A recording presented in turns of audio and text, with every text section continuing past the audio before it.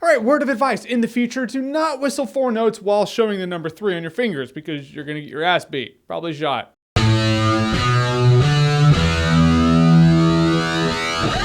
The Hunger Games Catching Fire. So Catching Fire is part 2 of the Hunger Games trilogy, which actually the movies aren't going to be a trilogy because they're splitting Mockingjay into 2 parts because you got to do that nowadays. Splitting the last movie into 2 parts is just what needs to happen. Know what I mean? And where we left off in the Hunger Games is Katniss and Peeta told the evil, not so galactic empire, Now Emperor Gestahl from Final Fantasy VI is really pissed off and he's like, Katniss is such a pain in my sack. You know what? She needs to die, let's kill her. And Philip Seymour Hoffman, he's like, let's turn her into one of us in the eyes of the people, then we'll kill her. And now Katniss needs to enter the Hunger Games again, this time with winners of previous years of the Hunger Games. That's right, this time around it's like MTV's Road Rules All-Stars. You know what I'm talking about?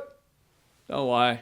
You marathoned that shit, didn't you? Hey, we all have. Because Katniss has become a symbol of hope, and evil empires, they don't like hope. It needs to be stomped out. And I was really digging this movie. About an hour into it, though, I was like, they still haven't entered the Hunger Games. I'm a little concerned. But ultimately, at this point, it's not about the tournament. It's not about the Hunger Games. It's about the bigger picture kind of shit. The Hunger Games event itself is a tool to tell a story. The story ultimately is revolution. And I like how everyone in the Hunger Games this time around has been a winner, so they ultimately, alliances start forming because alliances form in reality television. We've all seen it 100 times over. And when I first saw pictures of this character Finnick, I was like, okay, he's gonna be the new generic douchebag. I get it. And then when Finnick first comes on the scene, I was like, I like that dude. I don't know if he's a dick, I don't know if he's nice, but if he's a dick, he's a cool dick. And as forming uneasy alliances this time around would have it, Katniss teams up with Finnick, so it's smarmy Aquaman, Katniss, Peeta, and the old dude from Thinner. And now we have a movie. I can tell you till I'm blue in the face that Catching Fire is in fact better than the first Hunger Games movie, but you need to know one thing, folks.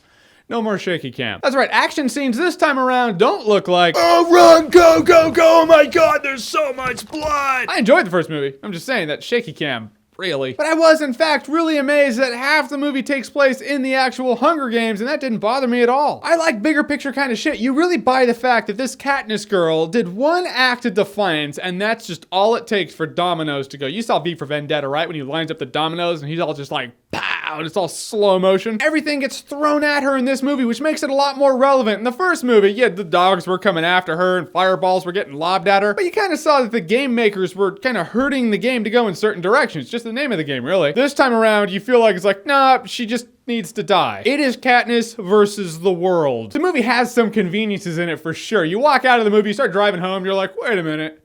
If that is... that...